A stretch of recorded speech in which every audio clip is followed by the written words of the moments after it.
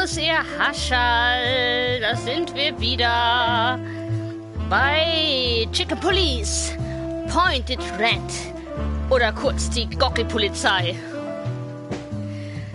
Wir jammen hier schon mal so richtig schön ab. Ja, geile Mucke. So, fortsetzen. Wir gehen einfach gleich wieder direkt in unser Büro. Yeesh, my condolences, pal. I see your cleaning lady died. Oh! Wir müssen anscheinend den Teil jetzt nochmal durchspielen. Ich dachte, wir wären da schon durch. Egal. Wir könnten den Dialog auch überspringen. Aber nee, dazu mag ich Marty zu sehr. Yeah, she set foot in the bedroom once. I haven't seen her since. I didn't dare to go after her.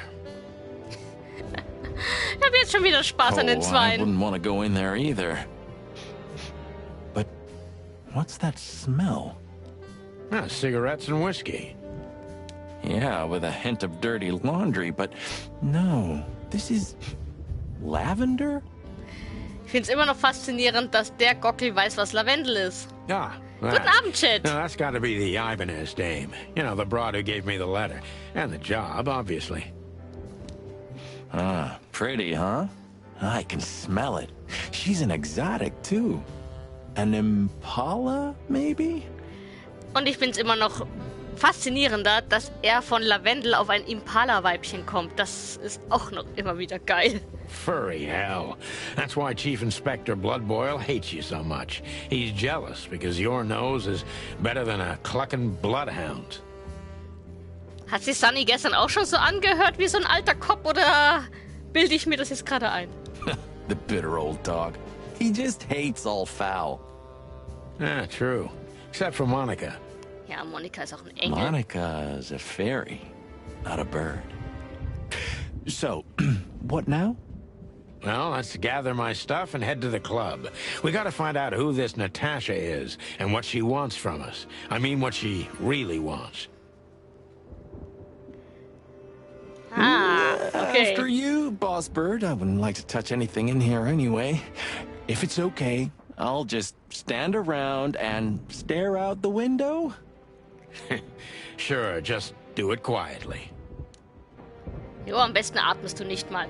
Also, wir müssen das anscheinend jetzt hier nochmal alles durchmachen.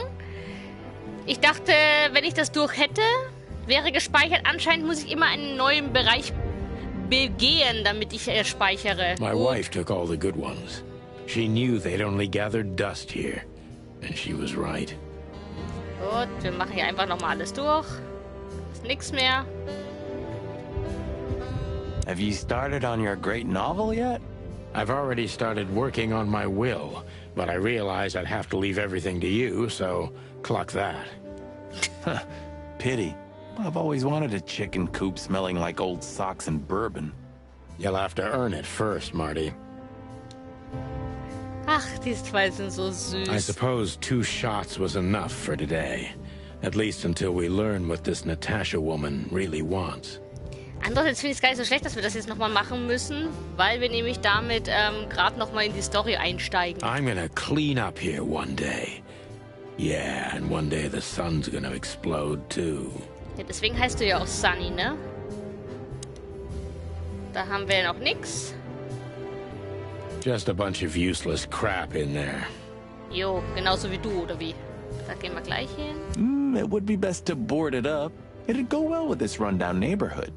It may be run down, but somehow I still feel like it's honest. Sure. You could live in Cockroach Town. That's an honest place, too. Has a similar stink. Believe me, Marty, I thought about it. Why am I not surprised? Ach, schön. Was haben wir hier noch? Maybe in another lifetime, old bird. Also mich würde ja interessieren, wie alt die zwei sind. You know, this city's outgrown us. Ich meine, Hühner werden eigentlich nicht so alt, wie die beiden hier dargestellt werden, wenn die 20 Jahre zusammengearbeitet haben. Oder nee, Moment, 20 Jahre war Sunny im Dienst. Wie lange davon hat er mit Marty zusammengearbeitet? Egal. Why do you say that? Well, don't you feel it? The whole place squeezing you. The polluted air, the sirens, and the smell of cordite. Ah, das war das mit Kordit, das hatten wir ja gestern. Don't be such a drama queen. It's not the world that's changed, it's us. Clawville's Clawville. We're just getting older.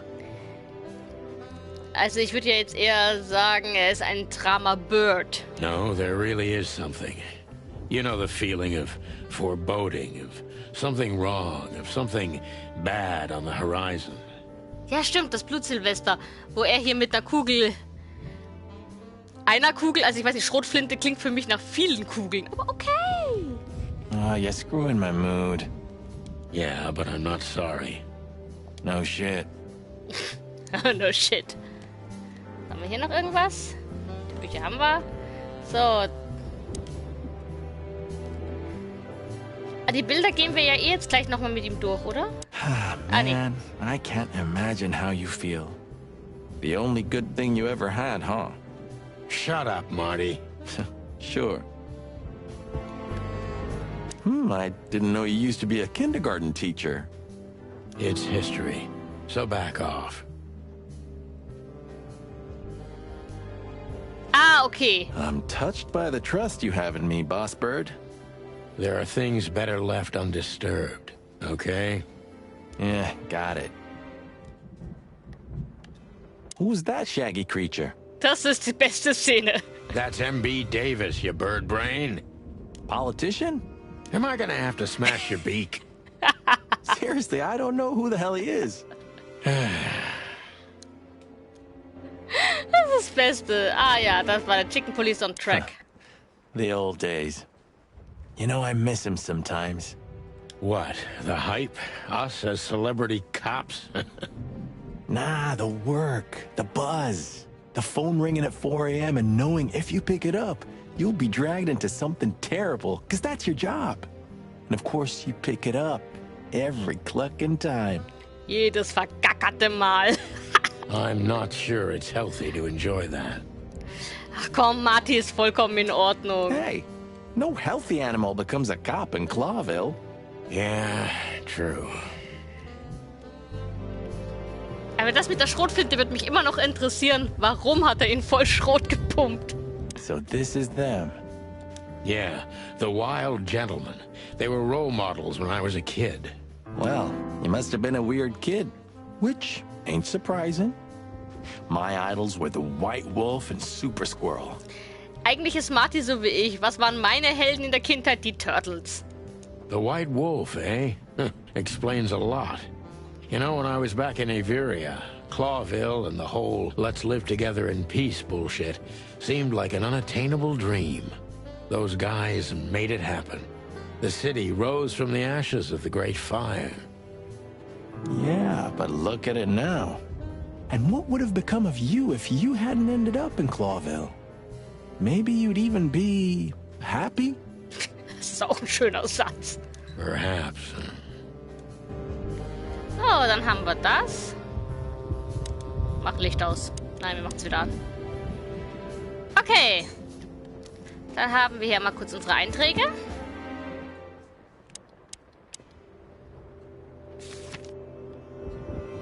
Das hatten wir ja gestern schon gelesen. Das machen wir jetzt einfach nur wieder zu. Und dann haben wir Marty. Den können You're wir getting an. older, Marty. You look like shit. Das ist also so reizend. Du wirst älter, Marty, aber du siehst echt mies aus. Vor allem, wenn man die englische Übersetzung verstanden hat. Du siehst aus wie Scheiße. Das ist super. Ah, gee, thanks. I thought angels don't grow old. Leave it, will ya? Sure. Boo-hoo, huh? Gut. When was the last time I was here? I don't know. Years ago. When Molly left. Whew, that was a wild night. Yeah. You know, Sonny, you can call me. Not just when you want to investigate some shady case from a shady dame and you need a big meat shield to cover your ass. Times have changed, Marty. And I don't call anyone. Außer Louis, ne? All right, Boss Bird. Whatever you say. So. Jetzt müssen wir ihn noch befragen. Have you been there before? Never. You know, it's not my style. It's too fancy for me. I'm more like the smoky, smelly, ramshackle little joint type. Yeah, same here. But we're not gonna mingle like this, right? We're not searching for a tailor on New Year's Eve, okay? We'll go as we are. That'll be exciting. Let's just stay out of trouble, okay? Ich sehe es jetzt schon kommen. Wir stehen nachher vor dem Türsteher, vor allem vor dem Türsteher. Und der ist mir, kommt ihr nicht rein, kommt ihr nicht rein. What trouble? That's the spirit. So she just turned up with a message and this flyer, and you fell for it? Maybe I was bored. Or maybe there's more to this thing than meets the eye. Yeah, there's always more. Maybe I just wanted to meet you, for old time's sake. That's not funny. I've never had a good sense of humor. You know that better than anyone. Ich find's immer noch so geil von wegen, wir sind im Geschlechten auseinandergegangen. Scheiß drauf. Du hast einen Fall. Ich hasse dich wie die Pest. Komm, wir gehen. That's for sure. So, what the fuck? Okay. Die zwei sind süß. Nachricht von Natascha. So the Tsar Club, huh? My city's on fire. Sounds good. But that's all? It's kind of weak for a clue. It's not a clue. It's just a guide. By the way, it's New Year's Eve. We deserve some fun, right? Well, that's true. But it's never that easy with you, Boss Bird. There's something you're not telling me, right? Nothing important, Marty. Yeah. If you say so. So, meine Magnum. Oh, hi, Mr. Sinclair. How are we? Es ist immer so geil, dass der mit den Waffen redet. Sinclair is doing fine, thanks. Anyway, you still talk to your guns? Yeah. And so what? Other animals talk to their plants. Crazy, isn't it? At least a gun has a soul. And it's useful. I can't believe you're allowed to walk around freely, Birdie. Oh, if you only knew what I'm packing right now. Bertha. Das hatten wir gestern schon. Er hat mit Sicherheit Bertha im Petto. Bertha Nummer 2. I don't want to know what's under your feathers, Marty. Bertha.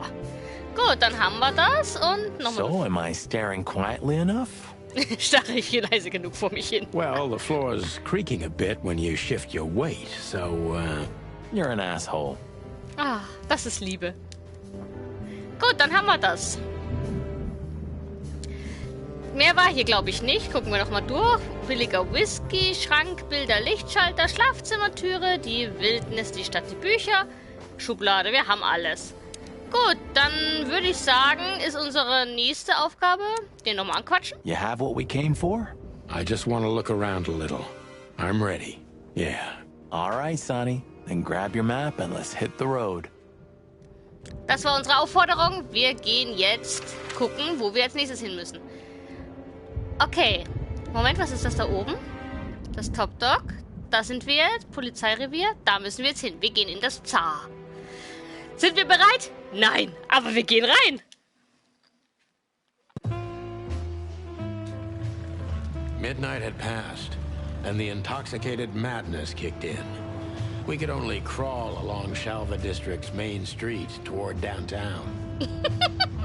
The city's heart beat differently. Ancient buildings were defaced by neon signs. Ich kann nicht anders. Ich muss dauernd lachen, wenn ich den Gockel im Auto sehe. Leather sofa.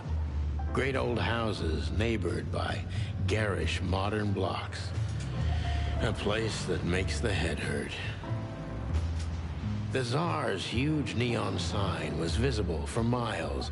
A blazing red sign advertised tonight's main attraction, the amazing Natasha. Cops were never welcomed at places like this.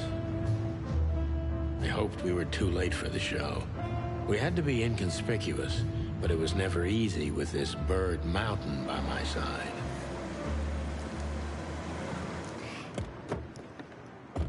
Oh, was macht denn Louis hier? So, jetzt speichert's. Doch, das Hotdog müsste fertig sein. So this is the famous Tsar Club. More like infamous, Marty.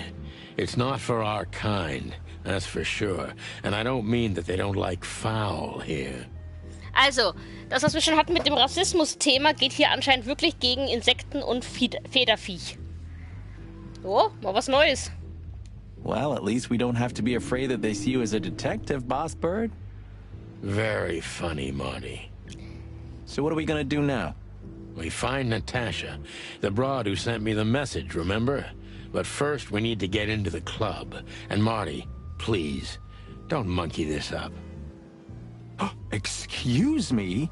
On behalf of the well-respected and noble primate community of Clawville? Cut the crap, Marty. Let's focus on what we're here for, okay? As you say, Boss Bird. Das ist echt eine super Dynamik. Doch, also den Hopdog, das ist ja die Szene vor der Szene gewesen, wo wir jetzt gerade eben waren. Also müsste eigentlich durch sein.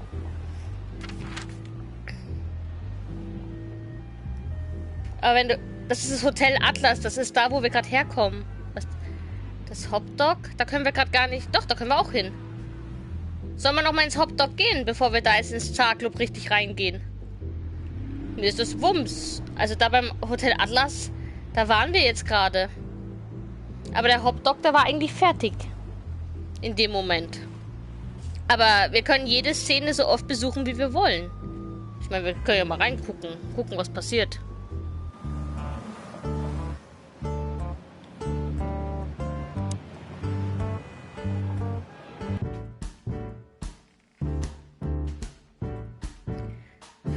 Quatsch mal Zip mal an. You sure talk a lot. Maybe the past is haunting me. Once a rat, always a rat, right?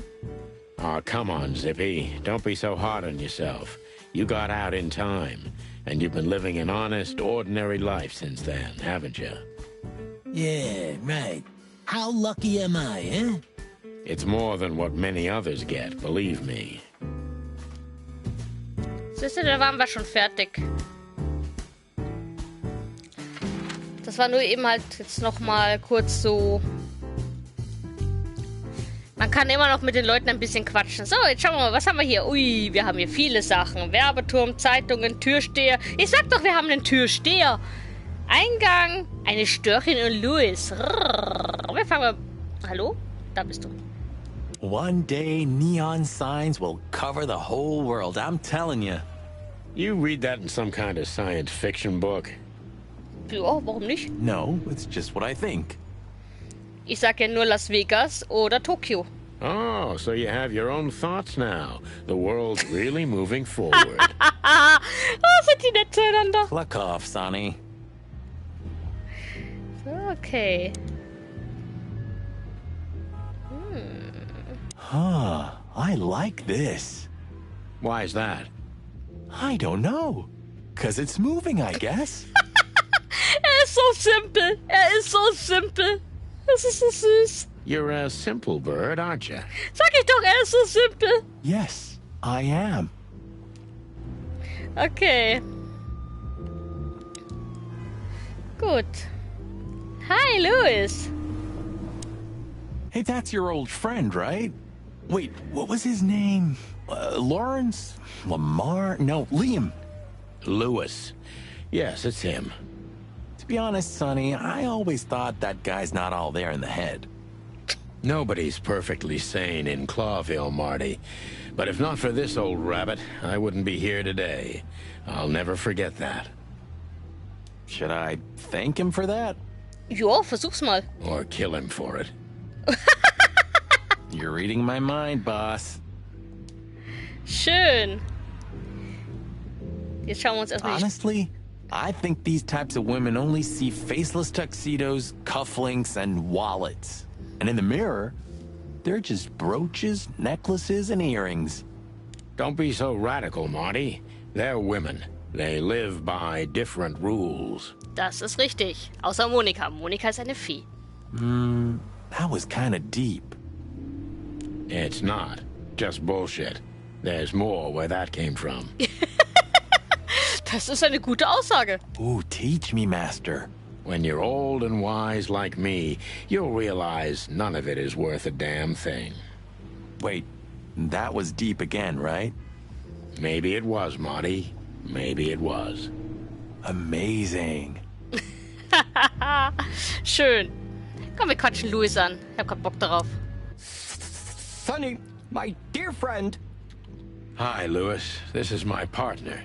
But I'm sure you already know. You have no idea how happy I am to meet you, Mr. Marty. I'm a big admirer of your work. Pleasure's all mine, Lawrence. Lawrence, du Spast, ey! Lawrence? Anyways, so, the legendary Chicken Police back together? Isn't it amazing news? Don't ruffle my feathers, Louis. Those days are long gone. We're just here for the entertainment. Or something like that. I see. Well, that's a shame. See you inside? I have something to do, my pal, but I'll try to make it for the main event. Okay then. Catch you later, pal. Okay. Let's not bother her. Okay, boss. Okay, also mit der haben wir nichts zu tun. Zeitung. Do you remember when the Clawville Chronicle was a really high-quality newspaper? You mean when they wrote something about us daily? Yeah. What exactly happened to them? Ihr seid nicht mehr zusammen gewesen? Well, they got bored with us, Marty. And to be honest, so did I. Oh. But still, here we are working together again. Funny, huh? Yeah, hilarious. Okay. Dann haben wir noch ein schickes Auto. Whoa, look at that. Isn't that the new... It is, Marty. A brand new 942 Silver Hawk. Haven't seen such beauty since I left Iveria. Of all that's furry, whose is it? Meiner. Eindeutig meiner. Maybe it's Ibn Wessler's. I guess he's no paper tiger. Yeah, he sounds like a fellow who drives around in one of these. Lucky bastard. Okay. Noch was? Ah, da ist noch ein Plakat. Das haben wir noch nicht. You know, seeing this, I can't wait for the show. Knarren und Weiber, Marty. Knarren und Weiber. The girls? New Year's Eve's once a year, right? And we're not on duty. Have I asked how Laura's doing? Oh. Da war ja dieses Thema, dass jemand auf Marty daheim wartet. Ist das Laura? Whoa, hey, I was just kidding, okay? My relationship with Laura is unwavering. Like the rhino beauty on this picture. Okay, ich will Laura kennenlernen. Ich will die Frau kennenlernen, die mit dem auskommt. Interesting taste you've got. Feathers, scales, or dermal armor, a lady's a lady, my friend. Das ist eine gute Aussage. Thank the wild gods for self-sacrificing gentlemen like you. Okay. Gut, dann haben wir, glaube ich, alles. Der Eingang werden wir wahrscheinlich jetzt nicht reinkommen. Jetzt müssen wir also mit dem Jungen hier reden. Jeez, look at that guy. That's not a guy. That's a demon. Straight from the dog-eared pages of a cheap detective novel. Yeah, I bet his name's Bill. Nah, he's definitely a Bob. Super, Bill oder Bob? $5 for Bill? Okay, I'm in. Das wird schön. Ich will jetzt einfach wissen, ob ich da einfach rein That kann. fella's built like a brick shithouse. I don't think we'll be able to just sneak past him. Wanna bet? Not today, Marty. Remember, we must avoid suspicion. Okay. No trouble. I get it. It's okay, Bertha. Maybe next time. Ich hab doch gesagt, er hat Bertha dabei. Hat er nicht vorhin eigentlich gesagt, darf ich den mitnehmen, darf ich die mitnehmen, darf ich die mitnehmen? Und Bertha hat doch Sonny gesagt, darf er nicht mitnehmen. Wen hat er dabei? Bertha. What was that? Nothing. Just the wind. Did you bring Big Bertha with you? Es war so klar, dass er Bertha dabei hat, ja?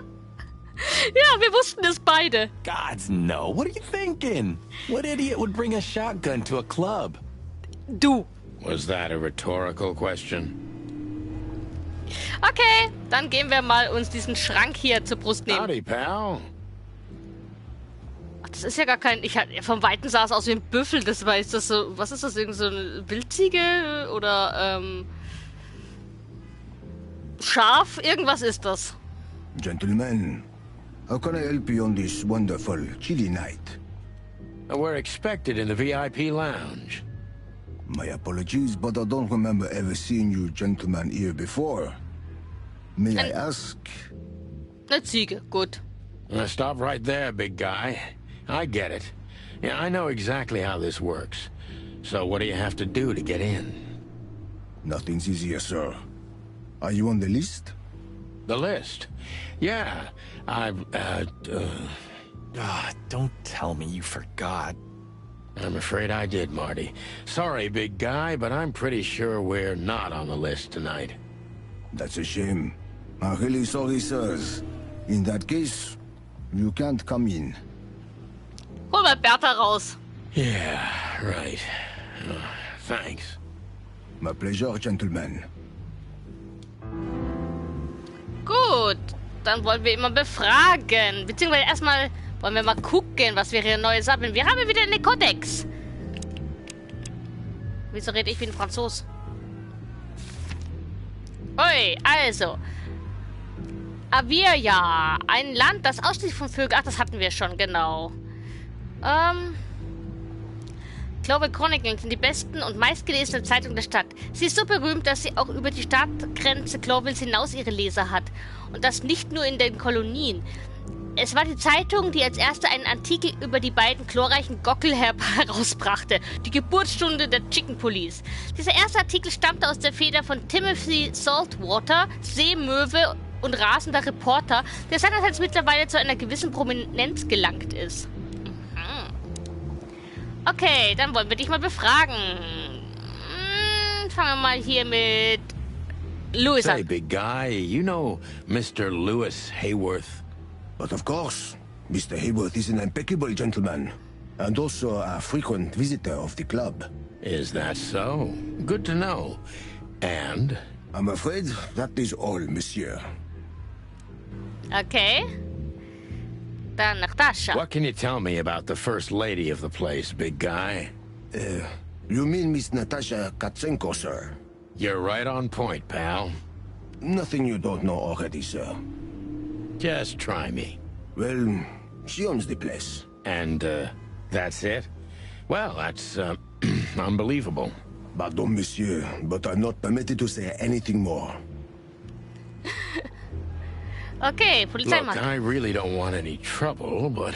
It is even more inconvenient for me, sir, but this place doesn't like, coppers. Forgive the slang. I can't let just anybody in, and there are some I'm strictly forbidden to. Please, you have to understand. Listen here, you cow. Do you have any idea who we are? You ever read the papers? Of course, I know who you are, sir. I read the news and more, and I must admit it's an honor to meet you in person, Mr. Santino Featherland and Mr. Marty Machikin. The Bell of the Pantheress is one of my favorite books. So geil, die französische Ziege ist so geil. Oh my god, not the books again. So it would be terribly inconvenient for me if I had to use force on you, gentlemen. What did you just say? Relax, Marty. This guy has chicks like you for breakfast. Thanks for the information, pal. Have a nice night. Thank you for understanding, gentlemen, and forgive me for my austere composition. No problem, Shakespeare. Jetzt wissen wir immer noch nicht, ob er Bill oder Bob heißt. Just one more thing. This list of yours. Where should we sign up again? I'm afraid if you don't know, it's not my place to tell you, sir. Excusez-moi, the regulations, you know. You hear that, Sonny? I do, Marty. I do. Ich glaube, ich habe eine I'm Idee. gonna lose my crest from this guy. Just wait. Just don't get too excited, Marty. Not tonight. Anyway, thanks, pal. Okay. Wir werden mit Louis reingehen. Ist meine Idee. Is Lucas really such a big fan? Lukas. Alter Junge, Marty. Louis. Lewis. And yes, he's got the whole Chicken Police book series. Damn his taste. Hi. Look, Lewis, that bouncer over there. Well, yes. He is a bit intimidating, but his manners are impeccable. Am I right? Yes, indeed, but it seems tonight we're not on his list.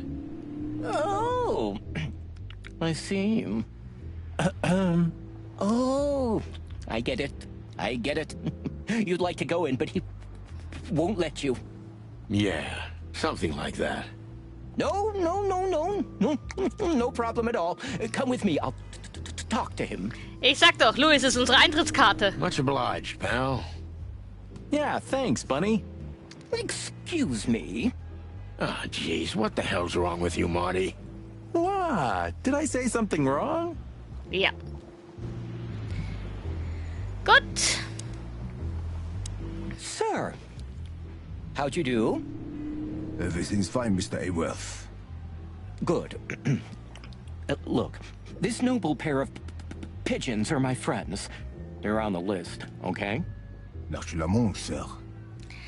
Ich habe so das Gefühl, dass uns dieses Karnickel vielleicht doch noch einen Streich spielen wird. Also er ist zwar ein guter Freund von uns, aber irgendwie habe ich so das Gefühl, der hängt auch ganz tief in der Unterwelt drin.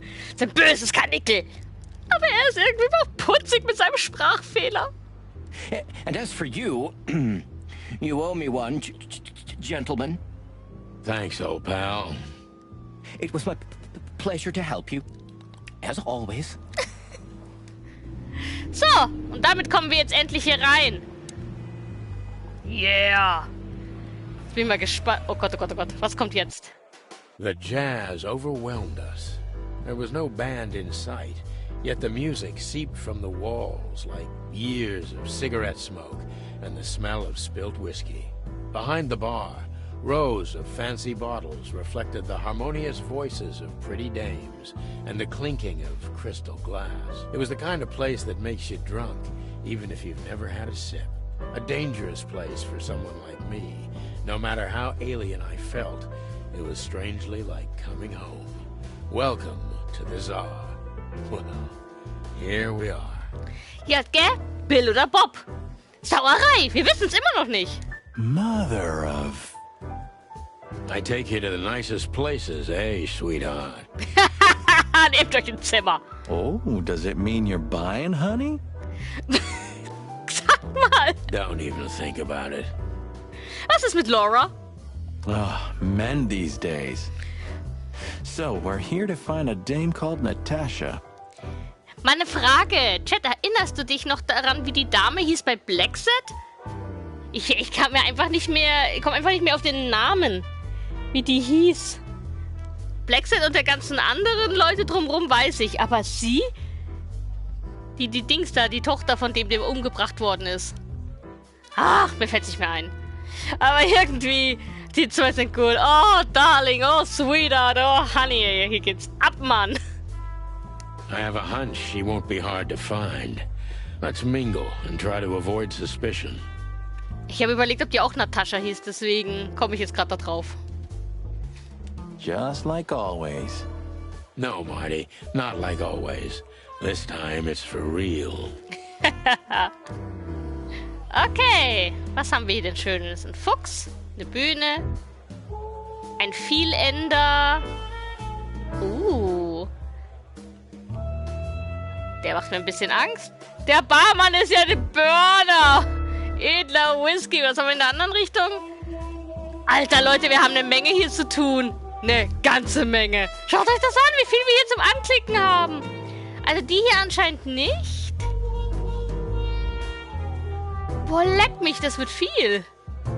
Den sprechen wir als letztes an, den Vogel. Im wahrsten Sinne des Wortes, du Vogel. Wir fangen mit den Filmplakaten an, die interessieren mich jetzt. The Loudest Hole. Huh. Another Lupus movie. Jeez.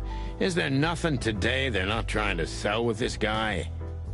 Whoa, don't be rude, Sonny. Lupus is a timeless genius. Have you seen Predator City? God, I'm still getting chicken bumps.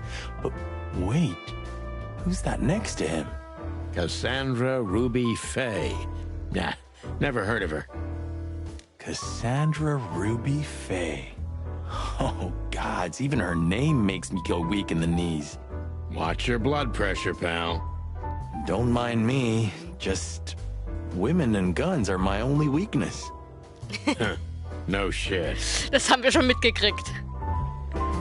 Cassandra Ruby Faye ist auch ein Kanickel. Ein Nickel. Noch ein Kanickel. So. Fangen wir mit dem Plakat da hinten an. This done for hire. Veronica Kate und Robert Fodder. Das ist die Namen, ey, Alter. Oh, I know this Fodder guy. He was kinda good in Death of the Horse. You've seen every clucking movie. You know, Laura and I go to the movies a lot. When was the last time you went? Exactly 12 years ago. Oh, weiß es ganz genau. Oh, you remember that precisely? Let me guess. Molly? Yep, our very first date. I see. What did you watch? I don't remember. I just remember her. And nothing else. Oh, der alte Romantiker. You're a clucking poet. I mean it. Okay, das nächste Plakat. Bogen und Bandicoot, Alter. Aber wir fangen erstmal hier.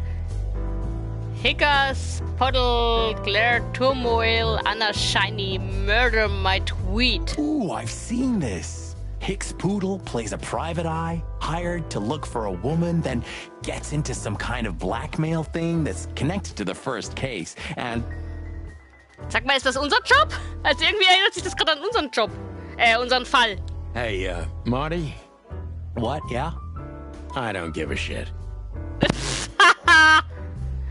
Schön. So, Bogen und Bandicoot, The Big Sheep.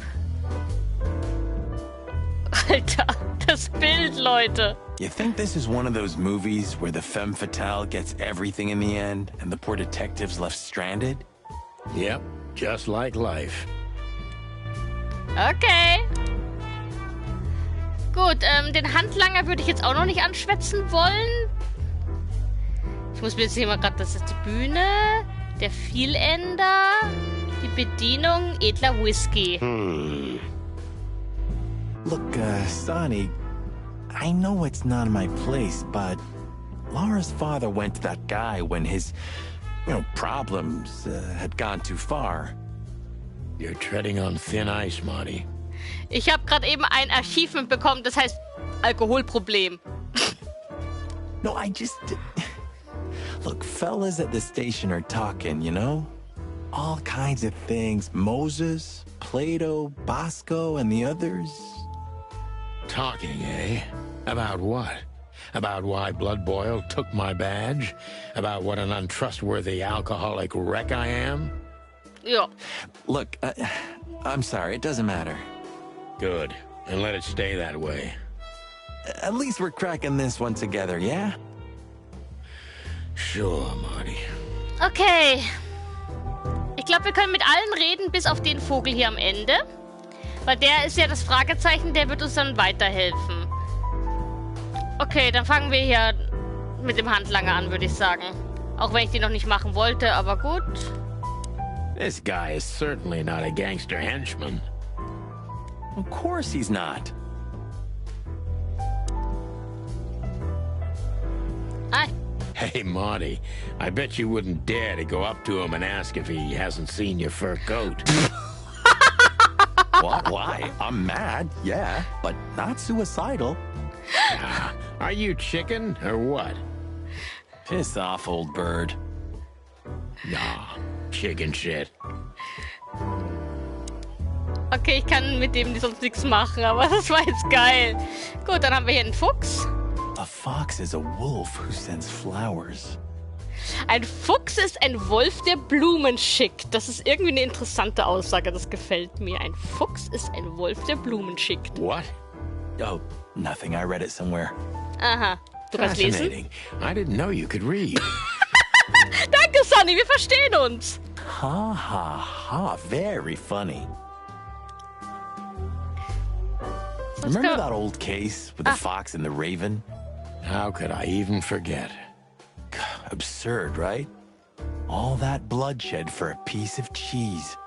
Für a piece of cheese ist auch schön. Yeah, hunger can bring out the monster in animals, right? And the wildest and most primordial instincts, no matter how civilized they seem.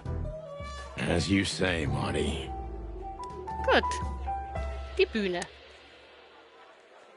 Leere Bühne. Sehen wir da sonst noch was? Nur leere. I was hoping to have missed the main event. You're a rusty old cock, that's why. So says the little butt jam. But what? That's not even a word. It is now, all because of you. You should feel honored. Butt jam. Ja, also, die Fabel wird immer besser, ne? Ach, Aesops Fabel. Ja, du hast recht. Ich gebe ganz ehrlich zu, ich hing gerade ein bisschen auf dem Schlauch. You know, Sonny, sometimes you're like an evil little child. Hi! Gibt's dich auch noch? Kannst du dir gleich hier mal unseren tollen Kerl ansehen? So, dann reden wir mal mit dem Vielender. Die Aesops Fabel muss ich mir nachher mal geben. Es ist ewig her, dass ich die gelesen habe. So, where the hell is Natasha? Let's ask that stud over there with those nice gals. That guy looks way too horny for my taste. Ein bisschen zu spitz. Da lernst du jetzt unsere tollen Hauptcharaktere kennen.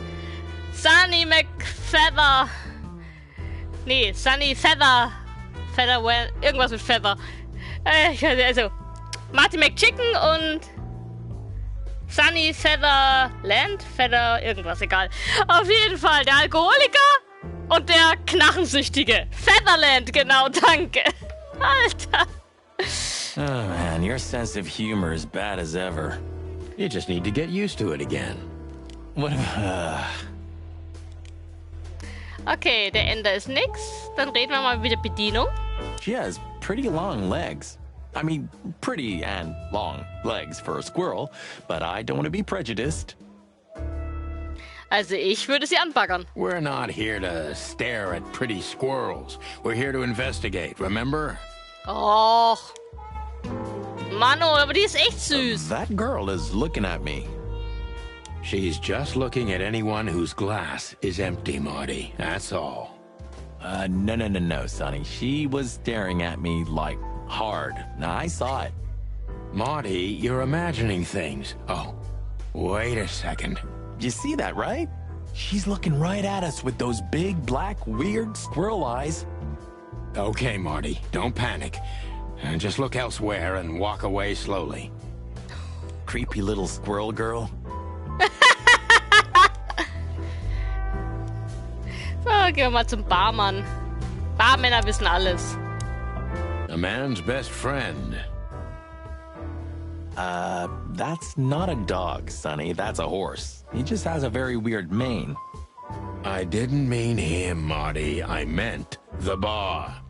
Oh, I see. Right. Yeah, because that totally makes sense. 2 whiskeys, kid, and no horsing around. Aber im Galopp. Ja, aber eins hat er auf jeden Fall, die Haare schön. I've never heard that one before. Sonny, you gotta drive, you know? Yeah, you're right, Marty. Hey, Longface, give me a glass of tap water too, okay? Yes, sir. Coming right up. That wasn't exactly what I meant. Ach nö, nicht? So, dann werden wir den mal befragen. Na, wir erinnern Natascha Katzenko. Tell me, hey Breath, have you seen Natasha tonight? Not yet, sir. But she's coming on soon. Ich habe gerade eben statt Barmann Bormann gelesen. Jetzt geht's los. Well, can you tell me anything about Mr. Ibn Wessler? Sir, I don't want to. What about, let's see, $5 maybe? But, sir, you haven't even paid for your drinks yet. Yeah, stop riding on the details, Big Nose. You do your job and we'll do ours, okay? I mean, we're not here for work, of course. We're just here to relax. Oh yeah, exactly. Just a little fun. Of course, gentlemen. Ich glaube, ihr habt, also, den könnt ihr nicht verarschen. Der sieht zu viel in seinem Leben. Okay. Gentlemen, your drinks. Yeah, sorry, but we have to run. Thanks anyway, Bojack. Ugh, my name is not Bojack. I tip you, pal, but I don't have any change, so... Oh, ihr seid doch solche Deppen, Mann.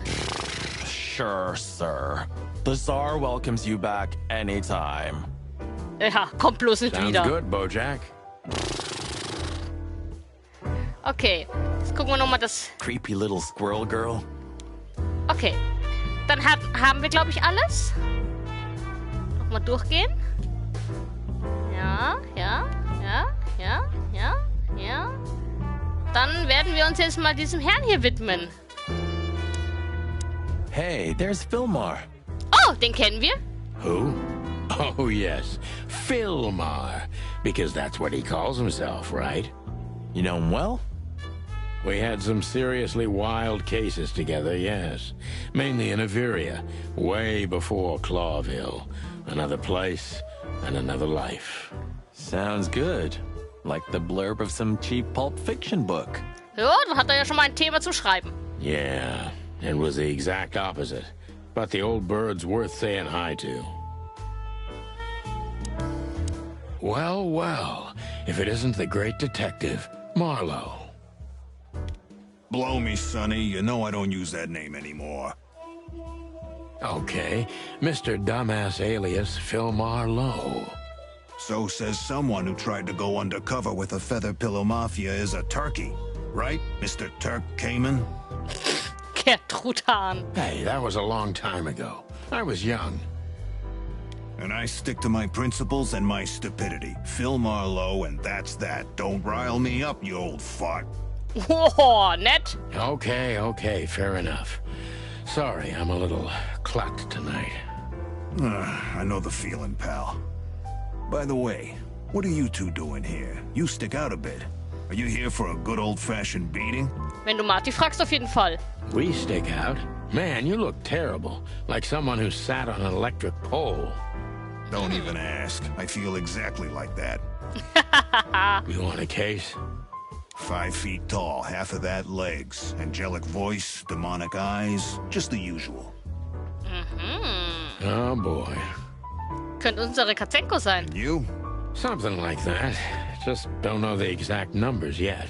A dame named Natasha. She called us here. If I'm not mistaken, the joint is hers. Yeah, she owns the joint, amongst others. Well, good luck, guys. That broad has a reputation. She's not the kind to toy with, if you know what I mean. Any useful information? For free? Stop clucking around, Filmar. All right, but just because of the old days. Look for me after you've talked to her. You wouldn't understand what I have to say about her before then. Don't leave unless you're thrown out, in which case, you know the drill. We don't know each other, I'll deny you in a blink. Okay. Good to see you too, old pal. We'll be back. Oh! Wer kommt denn da?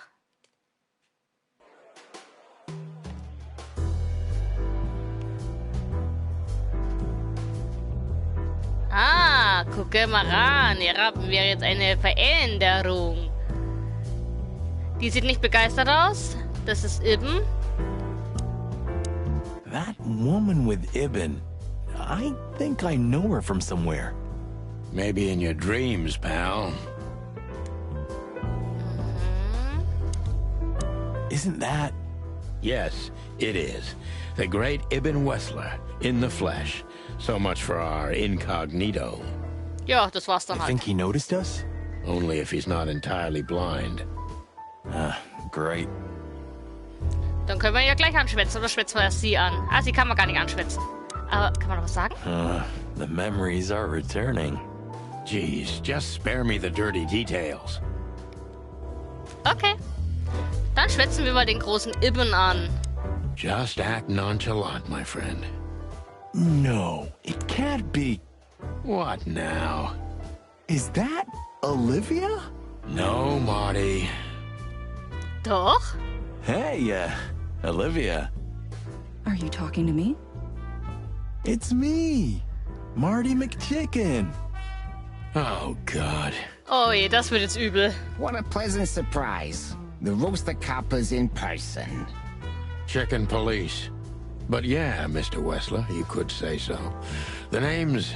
Sunny Featherland, of course, of course. Chicken police. Your partner is, he is, Marty McChicken, sir. I just introduced myself to your lady companion seconds ago. Oh yeah. I'm so happy to see you. Nee, ist er nicht. Hello, boys. Ist die eine Krähe? Die Olivia? So, to what do we owe this pleasure, gentlemen? Yeah, so, we were, just in the neighborhood, and... Cut the crap, Marty. All right, we're here for your sweetheart, Natasha. Oh, I see. No big deal. Just a blackmail thing. You know, horrifying threats written on the wall with blood-red paint. The usual stuff. You must be familiar with this kind of thing. Oh yeah, indeed. It's, nasty business.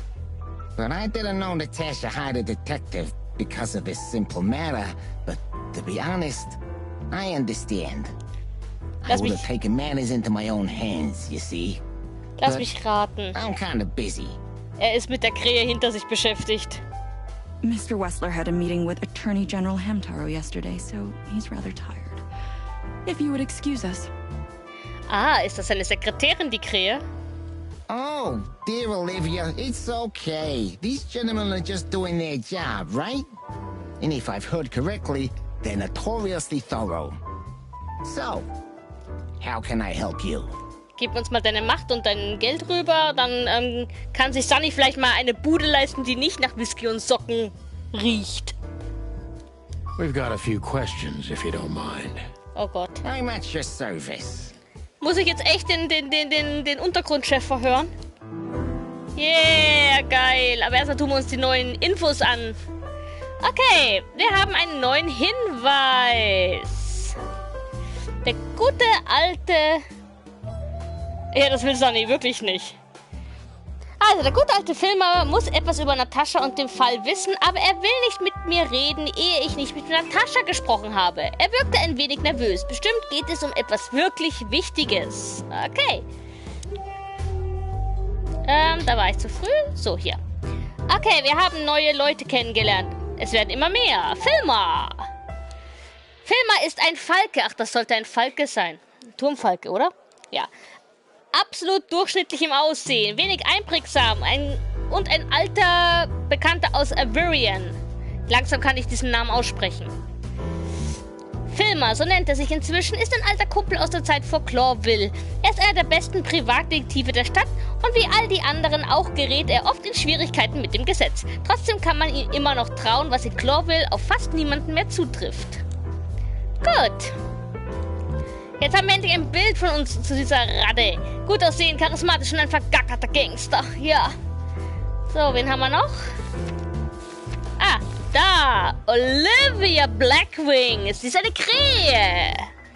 Corvus Corone. Für eine Krähe aus ungewöhnlich groß und schlank. Sie ist still und geheimnisvoll. Olivia ist derzeit Ibn Wesslers Assistentin und Begleitperson. Es könnte sich als wertvoll erweisen, herauszufinden, ob mehr als eine berufliche Beziehung zwischen Miss Krähe und Miss Verratte besteht. Muhaha. Okay, dann haben wir unsere neuen Leute. Wir haben bald alle Leute. 1, 2, 3, 4, 5, 6, 7, 8, 9, 10, 11 fehlen uns noch. Und Mr. Bubo brauchen wir noch ein Gesicht. Okay, dann befragen wir ihn doch mal. Das Sarklob. Nice bunker you got here. Well, thank you, but it's not mine. Not anymore. but I'm sure you already know that. Listen, detective. If you want to know something, please ask straight, huh?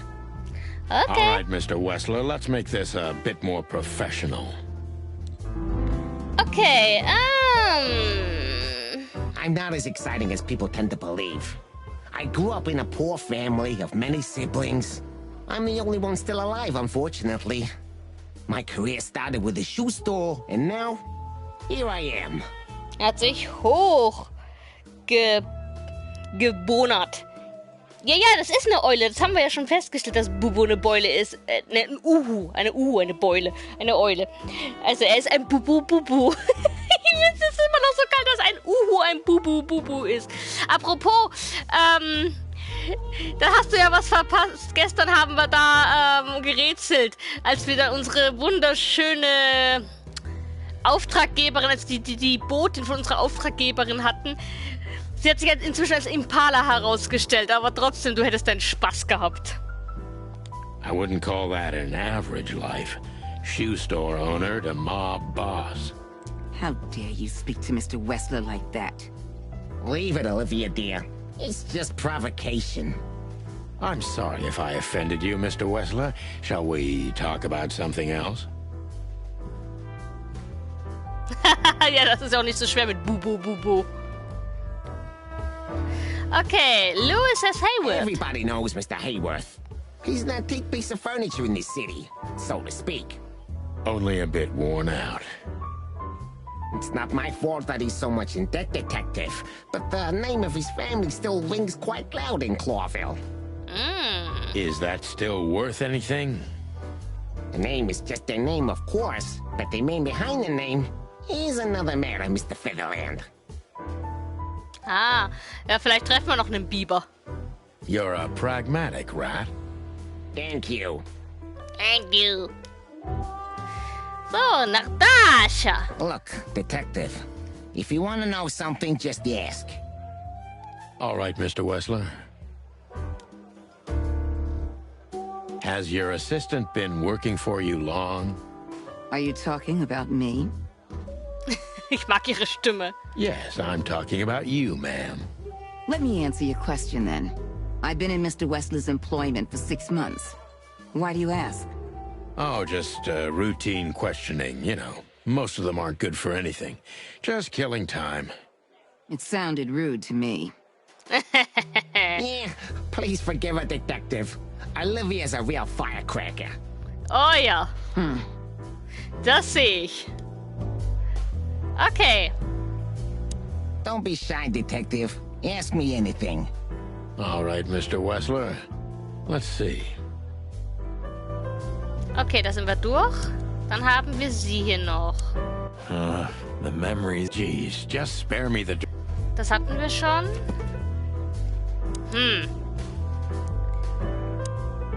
Just try to act normal, as much as you can. Yep, that's him.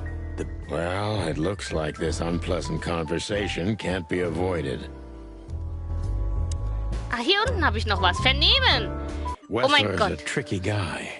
Unfortunately, I don't know enough about him, so I have to be cunning. I can't just pin him against a wall. Yet. Okay, jetzt wird's wieder witzig. Dann wollen wir mal sehen. Was haben Sie gedacht, als Sie von der Erpressung hatten? Also Moment. Thema, Robert eben Wessler. Wessler ist ein gerissenes Kerlchen. Okay, das hat er gerade gesagt. Durchtrieben. Dann wollen wir mal, was haben Sie gedacht, als Sie von der Erpressung How did gehörten? you feel when you heard about the blackmail? Honestly, I found it ridiculous. And now? Now I'm kinda interested. But I wouldn't call it blackmail yet. They're just empty threats. There were no demands.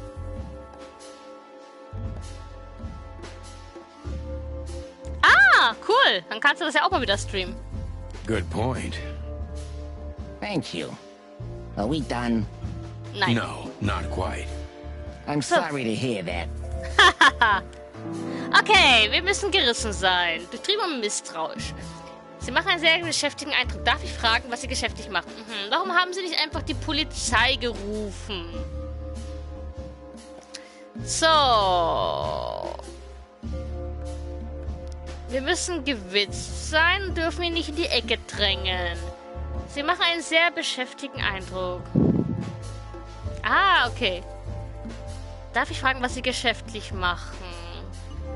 Warum haben Sie nicht einfach die Polizei gerufen? Ich finde jetzt beide Fragen nicht so übel.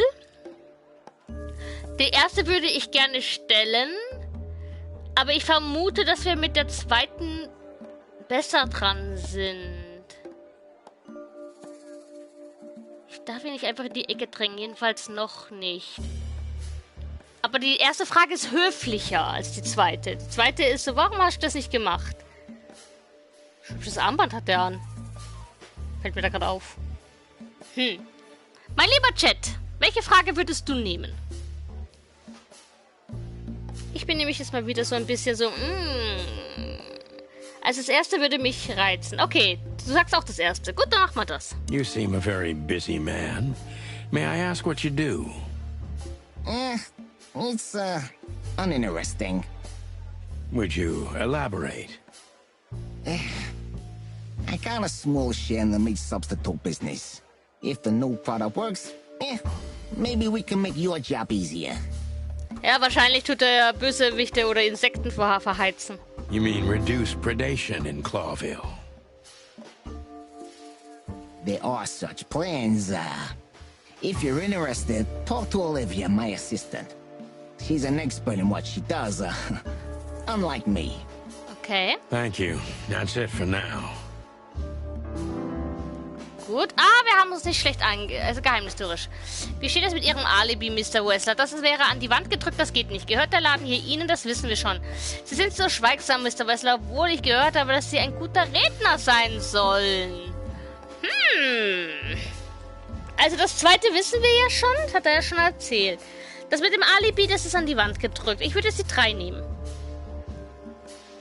Gut. You're very taciturn, Mr. Wessler. Though I've heard you're quite the speaker. Look, I'll gladly talk to anyone about business, and even happier to talk about art. But I'm no fan of interrogation on a night out. Are you even on duty? Immer. Sorry for any offense, Mr. Wessler. Let's talk about something else. Wessler is tougher than I thought, and he's secretive. It's time to gently beat around the bush. Gut, dann wollen wir mal sanft sein. Okay. Gab es in Nataschas Vergangenheit vergleichbare Vorfälle? Stehen Sie und Natascha sich nahe? Finden Sie diese Botschaften nicht gefährlich? Verbringen Sie viel Zeit hier. Wir müssen sanft sein. Sanft. Also 1 oder 3. 4 ist zu seltsam. Stehen Sie und Natascha sich nahe? Könnte man auch machen. Ich muss es sachte angehen, sachte. Ich glaube, ich tendiere zu... okay. Gut, dann machen wir das. Were there any similar incidents in Natasha's past? I mean, threats, blackmail, enemies or insane fans.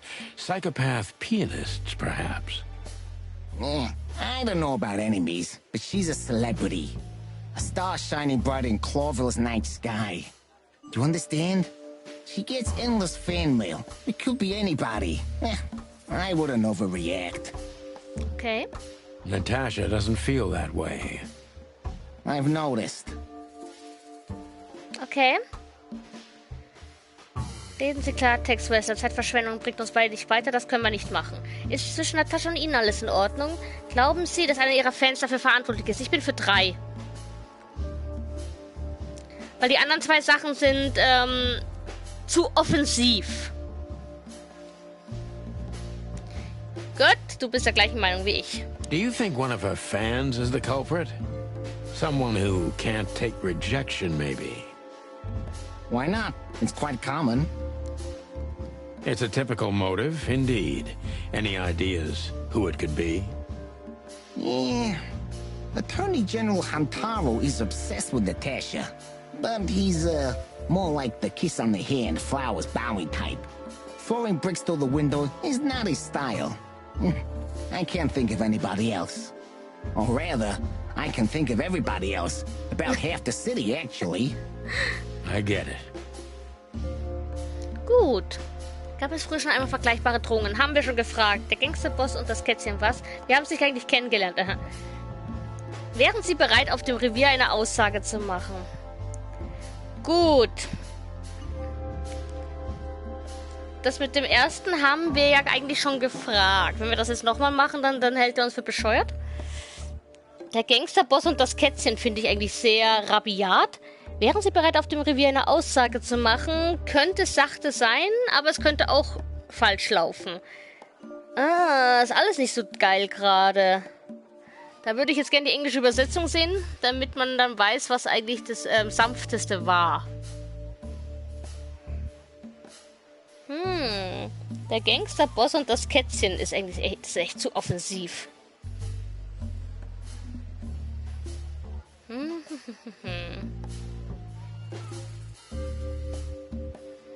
Was sagst du, Chat? Mein lieber, guter Chat, was sagst du? Was ist sanft? Komm mit aufs Polizeirevier! Okay. Ja, das würde mich eigentlich auch am meisten interessieren, aber es kommt mir so offensiv vor. Ach, egal, wir machen es einfach. The mob boss and the pussycat, eh? How did you even meet? Huh? Are you trying to piss me off, Corpora, so I accidentally let some big secret slip Okay, das war out? falsch. A simple answer would work. You know, Natasha, she's both connoisseur and muse. So, how was it? You don't remember? That's strange. Ah, yeah. The millions, of course. It was like another lifetime. It happened right here. Only this place was called the Millions back then. She was a dancer. Behind the scenes, I arranged opportunities for her on the big stage. Yeah, maybe she still doesn't know it was me. Then one day, I invited her for a drink with a promise that if she was willing to meet me, I'd buy the place for her. Aha. I guess she was willing. The next day, she had the club in her name. Well, that is romantic. Yeah, there are many kinds of romance, Birdman. There's cheap and there's expensive. You get what you can afford. Ah doch, das war gut. Leben Sie und Natascha im selben Haus. Wir können ja eh nichts anderes anwählen. Do you live in the same house as Natasha? Oh, you're really something. Natasha's a free woman, but mostly, yeah, at my place in Goldtown. But she has her own kind of a weekend house. How often does she use the weekend house? Yeah, every other weekend. Roughly. I see. That's very important information. Yeah, if you say so. So, dann fühlt Natascha sich also massiv bedroht, geht aber trotzdem alleine aus. Ist sie ganz alleine, wenn sie das Wochenende dort ist?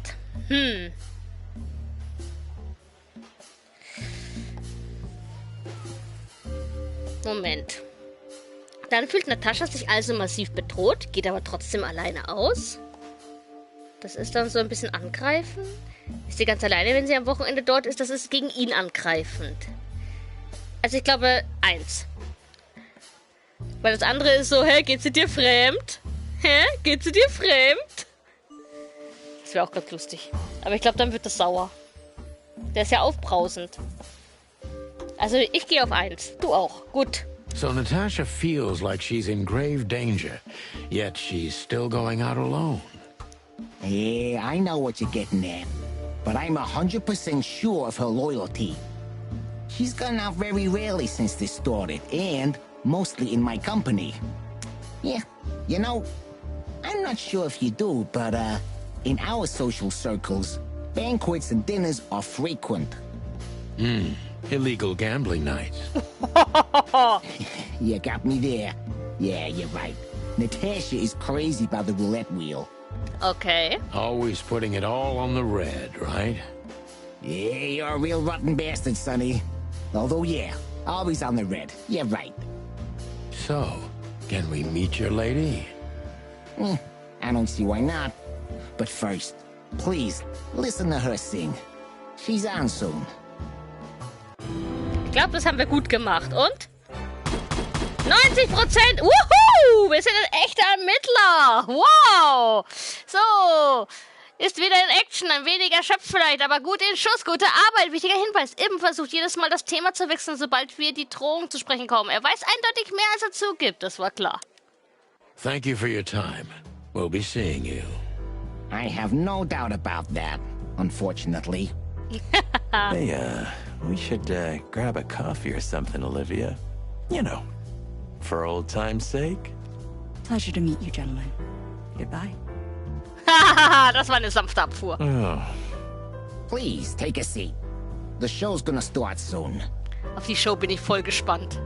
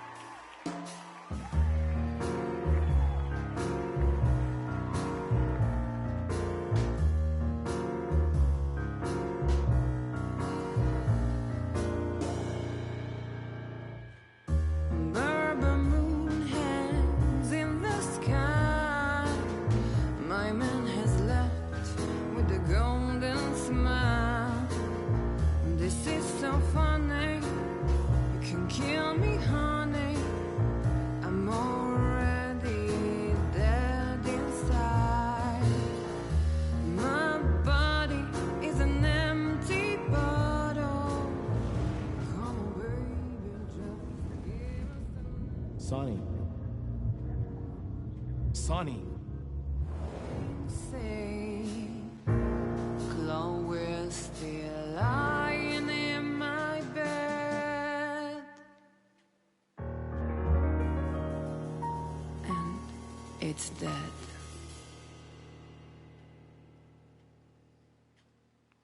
Ja. Nee, irgendwer hatte schon mal einen Schwanz. Ich weiß jetzt aber gerade nicht mehr, wer das war. That was, unique. Wow, ja, die Augen sind grün. Ich liebe grüne Augen. Guck mal, wie schön sie dasteht, die graue Katze. Oh, that is cute. Nobody has ever given me such a unique compliment before. Forgive me, my name is Santino Featherland. I thought so. You look more or less like I imagined.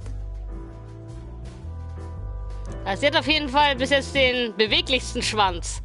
Selbst die Ratte hat keinen. More or less. Sometimes less is more, Mr. Featherland. You were amazing, dear, as always. Could you be my little furball and fetch me a cocktail? Oh, bist du ein liebes Pelzel und holst mir einen Cocktail? Miau. But of course. Die hat ihn aber ganz schön unterm Wickel, ey. Ibn will be back soon. We'll have a few minutes to talk. Then he'll end the conversation and throw you both out. With all due respect, ma'am, we're not that easy to get rid of. Doesn't matter who's trying, believe me. Doesn't matter, he'll do it. That's why I'm telling you. I don't want a scene. My room's upstairs. Meet me there in 20 minutes. Come alone, Sonny. You'd be too conspicuous otherwise. Miau. Er hat sowieso schon sein Herz an sie verloren, oder wie war das gerade? Hey. Ha! I understand. You know, they call him Target Marty at the station. I don't have time, Mr. Featherland. Sure thing, Natasha. I'll come to your room. 3 knocks, a short pause, then another 3. I'll be waiting. Go, before he comes back. Meow. I knew she was trouble the first time I saw her. She wore danger like a perfume. It was simply part of her being, and it attracted me, like light attracts the moth people. I wanted to be the microphone as she whispers her melodies, or the pillow she rests her feet on while reading some cheap romance. I wanted to be her nightdress, barely touching, barely covering her marble skin. But I was a cop, and a lifetime wouldn't be enough to rid myself of what a woman like her hides under her makeup. Keep your distance, Sonny. Just keep your distance. Oh ho ho. Ach, das war so ein richtiger... Das hier jetzt war gerade so echt so ein Text wie so aus einem alten 50er-Jahre-Film. Sie schwebte herein auf ihrem Parfüm und roch nach Ärger. So. Oh, so, was haben wir hier Schönes? Natascha, Gemälde, Kronleuchter, Ausgang und ein Spiegel. Viel haben wir hier nicht. Wir fangen mit dem Kronleuchter an. You got a beautiful place here, Natasha. A peaceful little island on the ocean of madness, with very classy furniture.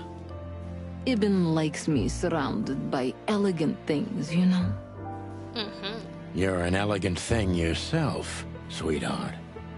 Oh, that's charming. Thank you, Detective. Oh, und das ist ziemlich nackt, das Bild. Holla die Waldfee. Wer hat denn das gemalt?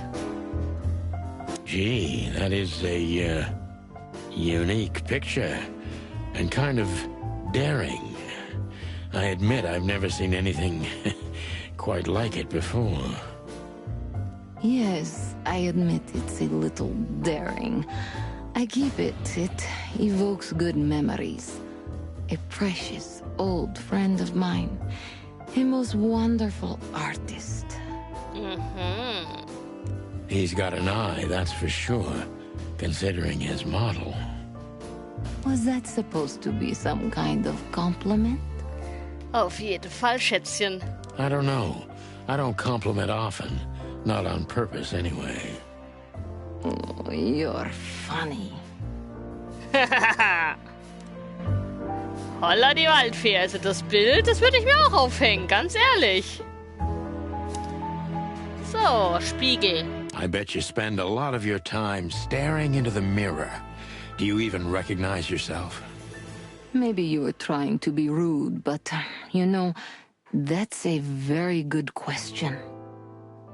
I was just trying to be rude. Oh, really? Well, then I'm sorry. Don't mention it. Wie sie flirty alle sind hier. Volle Möhre. Ausgang haben wir noch, aber den brauchen wir ja nicht, also.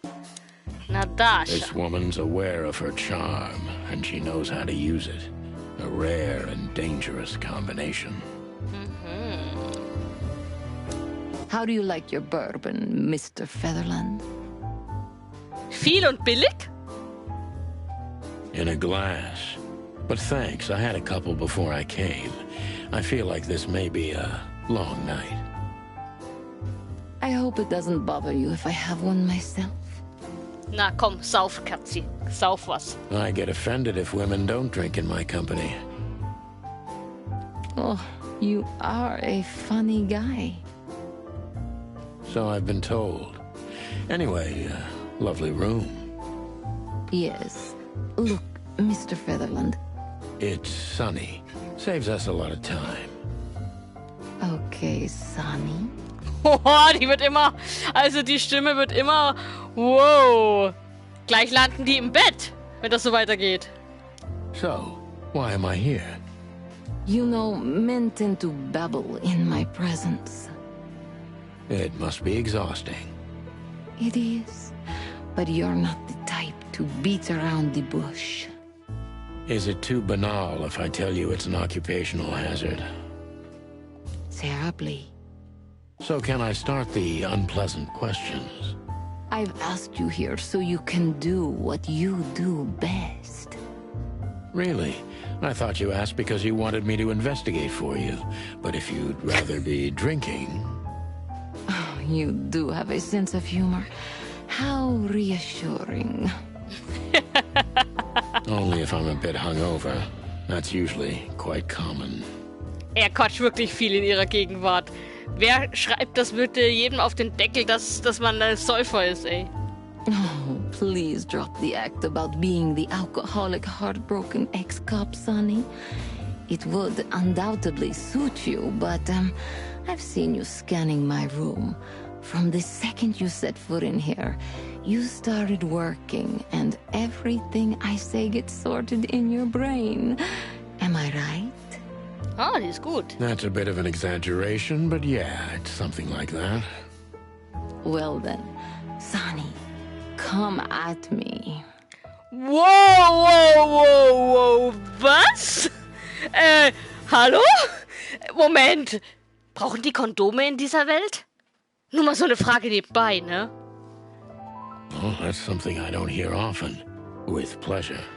Also entweder bin ich sehr versaut oder es klingt wirklich alles so, wie sie es gerade sagen. Holla die Waldfee. So, neue Informationen. Dann schauen wir doch mal. Hinweis. Eben versucht jedes Mal das Thema zu wechseln, sobald wir die Drohungen zu sprechen kommen. Er weiß eindeutig mehr, als er zugibt. Das haben wir schon durch. Wir fangen erstmal mit Eben an. Eben befasst sich derzeit mit dem Fleischersatzmarkt. Jedenfalls haben er und auch seine Assistentin uns das erzählt. Eben verhielt sich recht seltsam und zögerte, als ich ihm davon erzählte, dass ich Natascha getroffen hatte. Okay. Es wäre interessant, die Geschichte aus einer anderen Perspektive heraus erzählt zu bekommen. Okay. Natascha. Da ist nur eine neue Info. Natascha ist wirklich eine mysteriöse Frau und sie wirkt auch gefährlich. Allerdings steckt sie ohne Zweifel in echten Schwierigkeiten. Die Frage ist sie die Ursache des Problems oder ist es jemand anderes? Okay. Oh, nochmal? Hier ist noch was Neues. Ja, das haben wir schon gelesen. Egal. So, dann haben wir das. Gut, dann dürfen wir jetzt vernehmen. Natasha is a confident woman. I can exploit that. But I must be careful. Every part of her oozes danger. Ich finde das gut, dass der uns immer am Anfang so ein bisschen die Richtung gibt, wie wir uns verhalten sollen. So, okay, selbstbewusst. Das war eine bemerkenswerte Vorstellung. That was a remarkable performance. I'm glad you enjoyed it. Do you perform here frequently? You're also the owner, if I'm not mistaken. Sadly, I don't have the time, but the stage still calls my name, and I perform just a few times a year, and always with a new song. So that was all the excitement. I have many admirers, if that's what you mean. Yes. Okay. Hier ist es wirklich sehr elegant. Ihr Zimmer eingeschlossen. Das Bild an der Wand ist ziemlich gewagt. Selbstbewusst und geheimnisvoll. Hier ist es wirklich sehr elegant. Ihr Zimmer eingeschlossen. Das Bild an der Wand ist ziemlich gewagt. Ich würde das erste nehmen. Das zweite ist ein bisschen angreifend. Und wir müssen hier jetzt ihr schmeicheln, der schönen Frau. Also, du bist der gleichen Meinung. The place is very elegant. And, so's your room.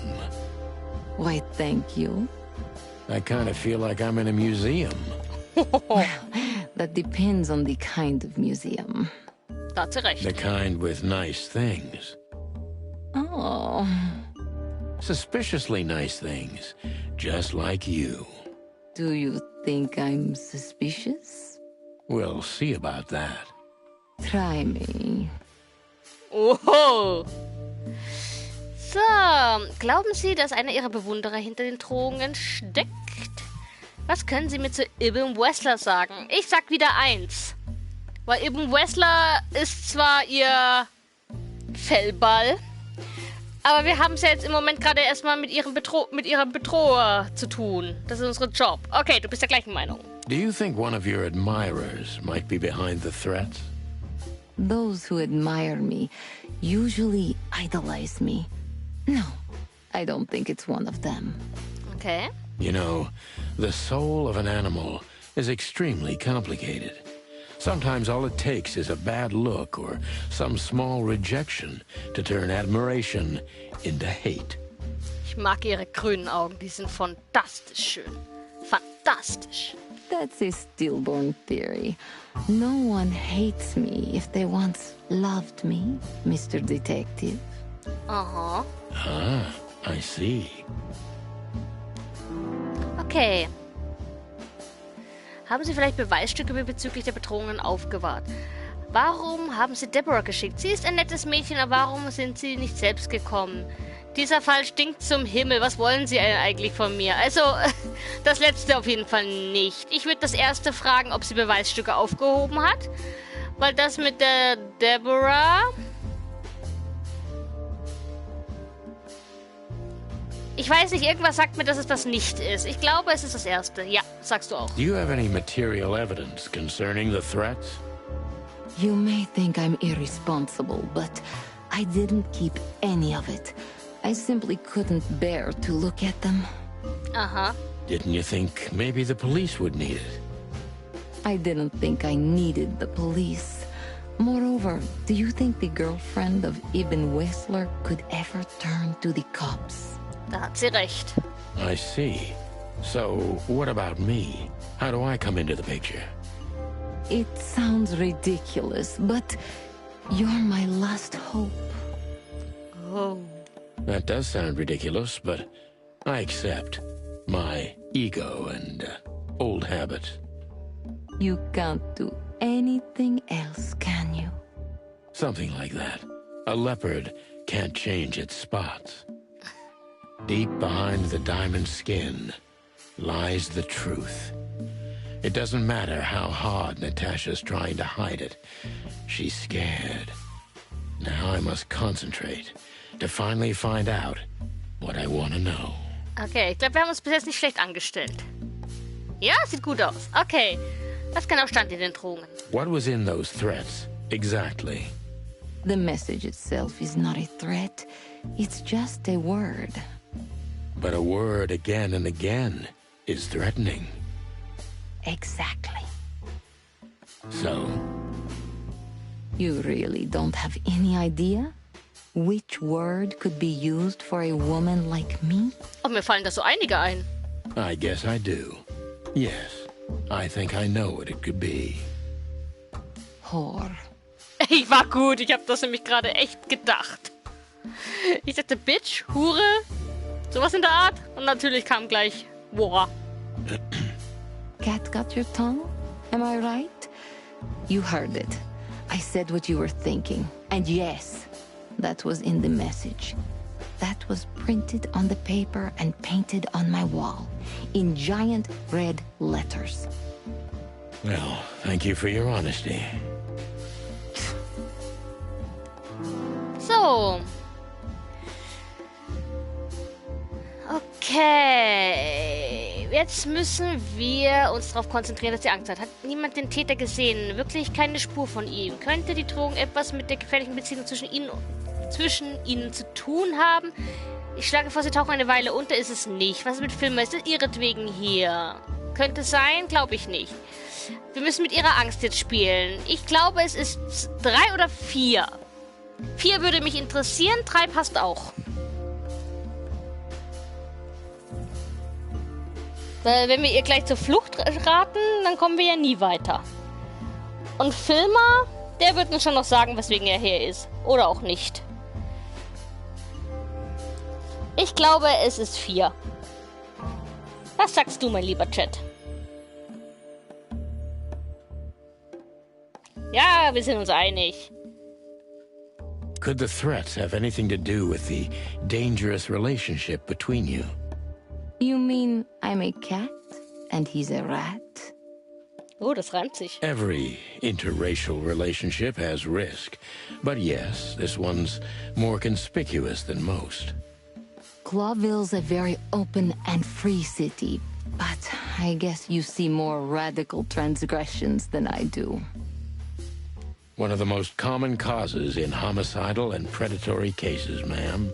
So, yes. Well, I don't know about that. Nobody ever questioned our relationship openly. We are what we are. And you know, if you're interested in my personal feelings, danger fills our relationship with a flavor no other can replace. Aha, sie spielt mit dem Feuer gerne. It must be one interesting relationship, that's for sure. I'm not sure I can feel the same, but I can certainly understand it. Maybe one day you'll experience it, Sonny. Have you ever been with a predator before?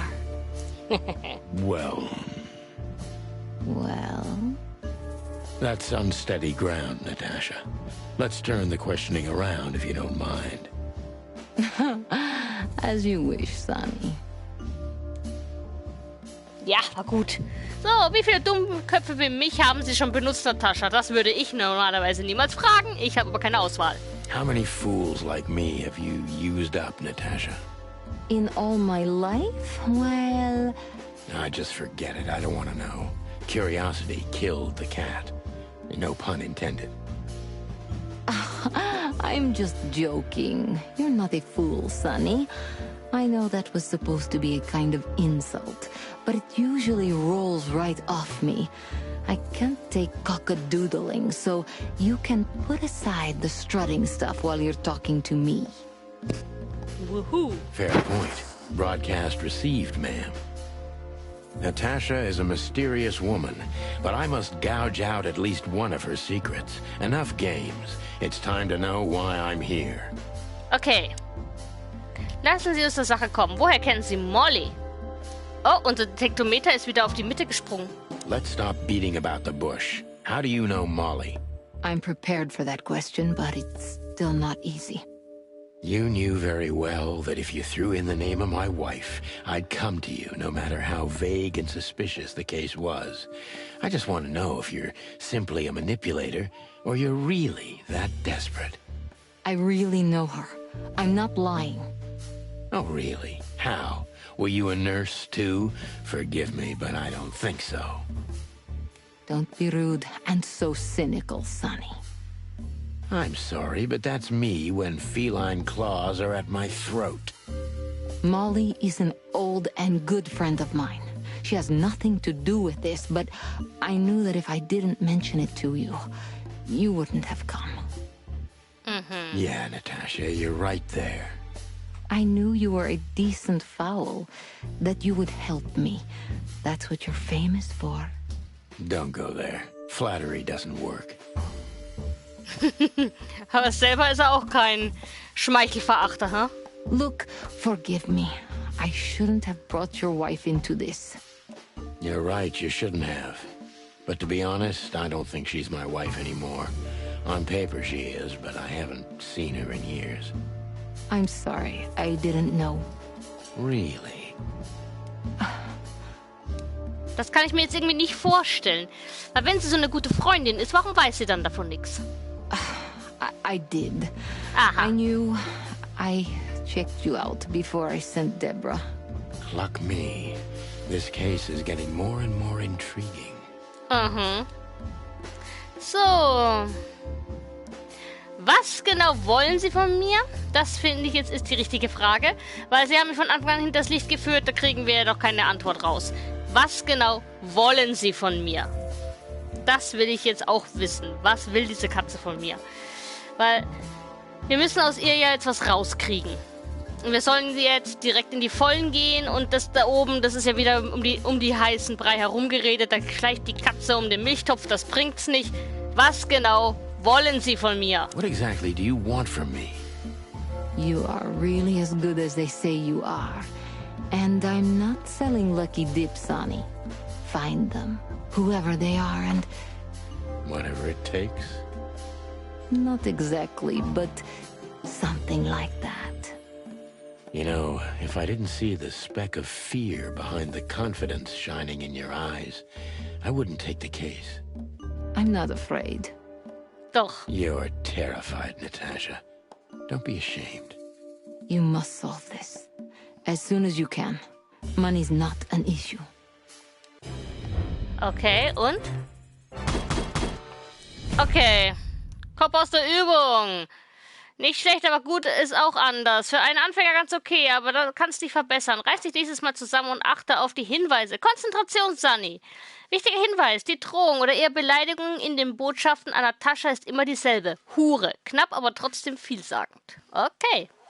Just one more thing, Sunny. Natasha? Natascha. Please, come to 37 Rochester Street in Flower Town tonight. I'd like to show you something that could be of a great help in your investigation. I was afraid this was coming. Why there? Why not here and now? It's something I keep hidden there. I won't take the risk of Ibn or one of his men seeing it. Isn't Ibn too dangerous to keep secrets from? Sonny, a woman is naked without her secrets. Da hat sie recht. I knew you would understand. Oh yeah, I understand everything. So, when do we meet? The night is almost over. I'll be there in an hour. Don't be early and don't be too late. Das ist eine interessante Aussage. Look, Natasha, you know... Please, this is very important to me. Sure, I get it. I'll be there. Okay. Thank you. Until later, Natasha. Goodbye, Sonny. Miau. Okay, was haben wir? Oh, wir können sie noch befragen. Aber wir schauen uns erstmal, was wir Neues bekommen haben. Hallo? Ah, so. Wir haben einen Schlüssel. The Golden Eagle. Come to Daddy, darling. Natürlich, es ist was zum Saufen, da ist der Sunny glücklich. Gut, was haben wir noch? Hinweise, wir haben viele Hinweise gekriegt. Natascha hat Angst und diese Angst ist echt, aber trotzdem erzählt sie mir nicht alles und das gefällt mir nicht. Ja. Natascha bat mich, sie in ihrem Wochenendhaus zu besuchen, wo sie mir etwas zeigen möchte. Normalerweise würde mir so eine Einladung sehr gefallen, aber jetzt mache ich mir Sorgen. Das war falsch. Da wollte ich hin. Die Drohung, das haben wir ja schon gesagt, vorhin gelesen. Okay. Wir können sie jetzt noch befragen. Der Zar-Club. Why did you name it the Tsar Club when you took over? It was the Millions before. Maybe you can guess my origins from my name and my accent. I come from the eastern Tsardom of Slavonia. We are quite respectful of our leaders. Ja, sie ist eine russisch Blaukatze, das sehe ich von hier. You feel that's not the case here in Clawville? Here? No, absolutely not, Mr. Featherland. Many here don't even know the name of their king. To them, he's only the Fox King. It's quite disrespectful and rude. There's some truth to that. Where I'm from, we choose our leaders ourselves, and whatever they do later, we proudly stand by our decision. Das stelle ich mir gerade sehr spannend vor. So that's why the name, in respect to your country. Don't take me for so sentimental. It's only partly the reason. We lived there until I was 14. Then we had to flee. It doesn't matter why. In the end, I was the only one who made it to Clawville. So the name isn't because of nostalgia or respect. More like a reminder. Hatten wir nicht vorhin schon mal irgendwo dieses Thema, dass irgendwer geflüchtet ist und als einziger überlebt hat? Das hatte doch... Ah, Ibn hatte das. Der Wessler hatte das. Die beiden haben sich also, zumindest in ihrer Vergangenheit, haben sie eine ähnliche Geschichte erlebt. Beide, also er war ja der Sohn von vielen, also viele Geschwister und hat als einziger überlebt. Und bei ihr, sie war auf der Flucht und hat das einzige überlebt mit ihrer Familie.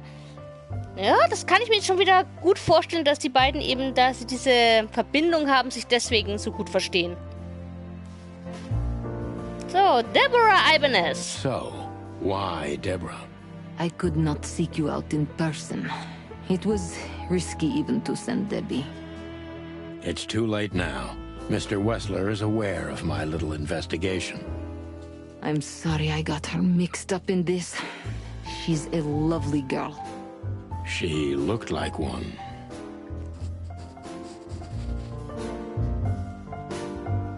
May I be brash? It's New Year's Eve. Everything goes tonight. Ibn, do you love him? In my own way? Yes, I do. Woohoo. Whatever that means. You can't understand this, Sonny. There are women who can't actually love. Not like they're supposed to. But that doesn't mean they don't love however they can. Ich weiß nicht, ob wir inzwischen schon nach Mitternacht haben. Es ist auf jeden Fall immer noch Silvesternacht. That's not a real answer, is it? If you only accept yes or no, then yes, I love him. Okay. Was ist Liebe? Habe ich als Trophäe erhalten. Nachricht von Natascha. So this message... I'm sorry I had to upset you, Sonny. But if I didn't take that step, would we be talking here right now? Well, probably I'd be dead drunk and counting sheepmen in my dreams. Wieso überrascht mich das jetzt nicht? I'm good for you, you see? Aha. Yeah. You're a real angel. Ein grauer Engel. Marty McChicken. Why just me? What's wrong with my partner? Nothing in the world. I just like to be discreet. I wanted to talk to you in private because of Molly. Thank you for your discretion. It means a lot. Don't mention it. Good, Olivia. So, who's this Olivia bird? I know well what you're curious about. You want to know if she's sleeping with Ibn. Ja, genau, das möchten wir alle wissen. The thought may have crossed my mind. You men. But guess what? Maybe she does. You don't care? As long as he loves me, I don't. Well, that's your business. What do you know about her? She's not the one threatening me. You can be sure of that. I know that was your next thought. The lovesick assistant is jealous of the boss's girlfriend and wants to flick her out of the picture. It would even stand up, but Olivia doesn't have feelings.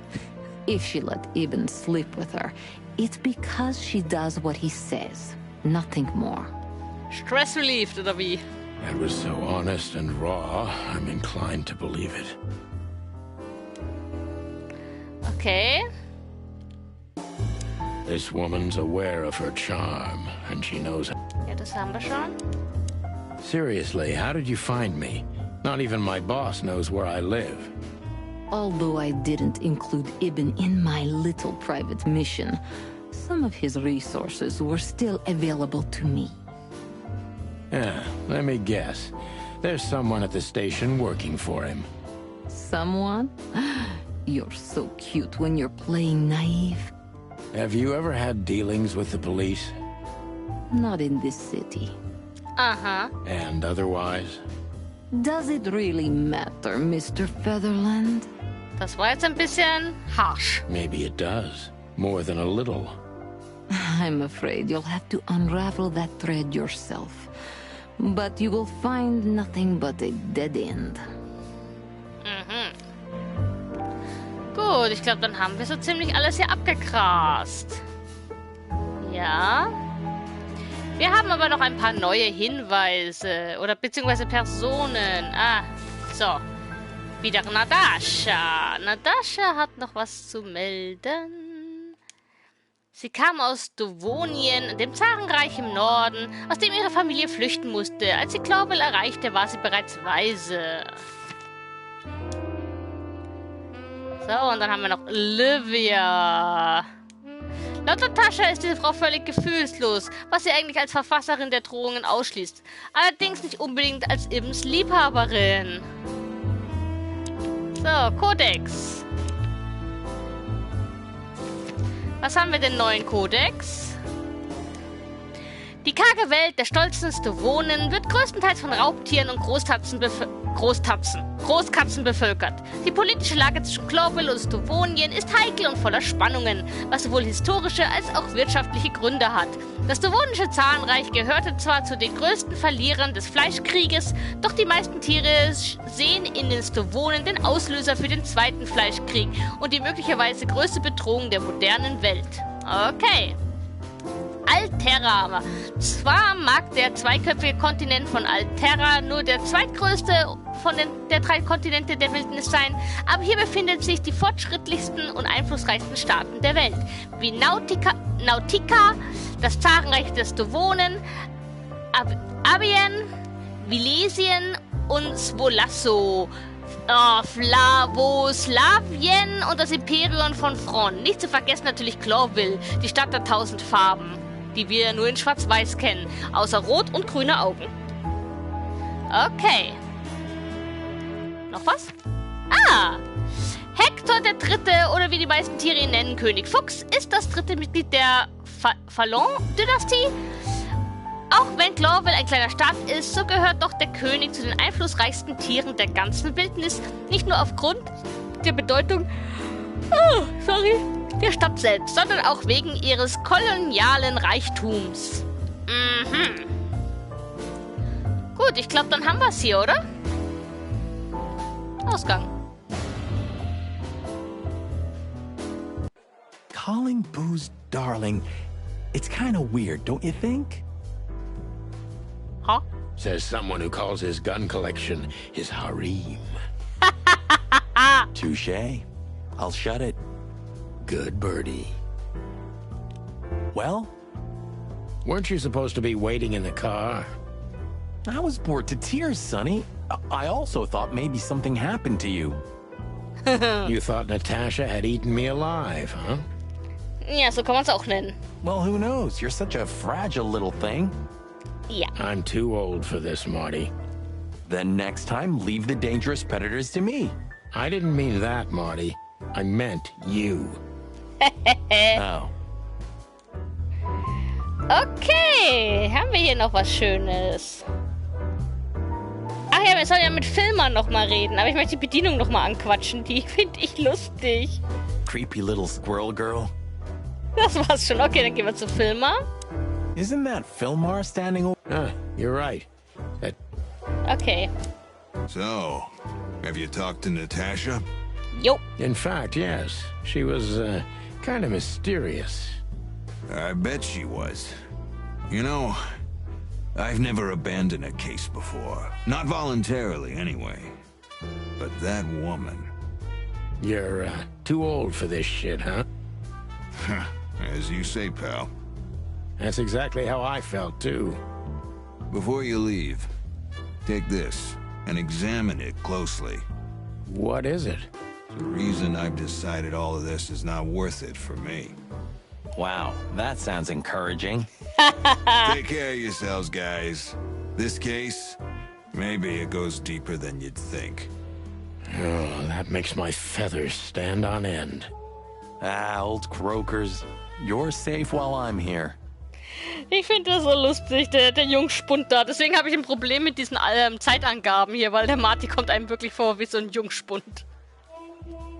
Der Blick! Oh, noch so ein Blick! Okay, I didn't say anything. Danke. Gut, wir haben einen neuen Hinweis. Den schauen wir uns natürlich erstmal an. Oh. Moment. Da. We stepped into it, didn't we? Das sind viele Nummern. Viele Nummern. Of Okay. all that's furry, what kind of a list is this? Exactly. I have no idea, but I don't even want to find out. Those names, all top dogs. Maybe they play cards together. Sure, that's very likely. Anyway, I pried this list out of a dead man's hand. Somebody dropped him outside the forest, a few miles from the Wessler residence. I should have known she was keeping secrets. Keeping secrets? She's the secret herself. Thanks, Filmar. This could be important. Don't thank me. Maybe I've just signed your death warrant. Oh, thank you, sir. Oh, shut up, Marty. So, dann wollen wir ihn mal befragen. The truth is, Ibn's a dirty bastard, but he's likable. It must be his charisma that snared Natasha. Maybe there's more to it than simple wild love. Who knows? Animals commit the dirtiest of deeds for wild love. Ja, das stimmt. You've got a point. Diese Tiere sind so menschlich. Deswegen wundert mich hier gar nichts mehr. We stepped into it, didn't we? That's an understatement. All of these names. Belong to the upper crust. Yeah, I noticed. It's only some sex cult, if you're lucky. Ja, in Westlers Villa geht öfter mal. Da steppt der Bär im wahrsten Sinne des Wortes, ha? Ah, das gefällt Marty natürlich. Don't even go there, Marty. Ach komm. Yeah, all right. Wonderful girl. Either I'm gonna kill her or I'm beginning to like her. Das ist das Übliche. That's funny. I swear I've heard that before. To be honest, me too. Das Wochenendhaus. So, Natasha invited us to her weekend house. That's either very good news or very bad news. Irgendwie ist es immer dasselbe mit denen, oder? 50%. That's not that bad, is it? Es ist immer, entweder erschieße ich sie oder ich verliebe mich. Entweder ist das gut oder ist es schlecht. Ja, toll! That's an admirable attitude. Attitude, yeah, he's got that. Most of the time, I think that's all he's got. Hey. So, Olivia. Who is this woman anyway? She's like Ibn's shadow. Nobody knows anything about her. I don't know if she has anything to do with the case, but it's worth keeping an eye on her anyway. More women, more trouble. You're Normal. already fantasizing. Even the sight of young women make me tired. Anyway, most people say she's the rat's lover too. But next to Natasha, I doubt he'd want her. Anyway, the pussycat would have already torn her to shreds. Could be. Okay. Ja, genau so. Genau so. Take care of yourself, old bird. You're one to talk. Gut, wir haben wieder was dazugekriegt. Einen Hinweis. Ich habe auf der Liste, die Filmer mir zugesteckt hat, nur ein paar der Namen zuordnen können. Aber diese stammen ausnahmslos aus den höchsten Kreisen von Clawville. Es könnte eine Gästeliste für eine Hochzeit sein, aber das bezweifle ich. So, Natascha, was hast du denn noch Schönes zu... Die Liste mit all diesen Namen der besseren Gesellschaft muss etwas mit Natascha zu tun haben. Und damit auch mit den Drohungen.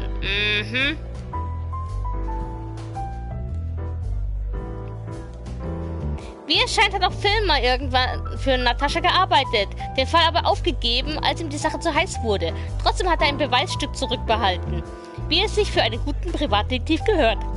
Und das könnte sich als sehr nützlich erweisen. Orte.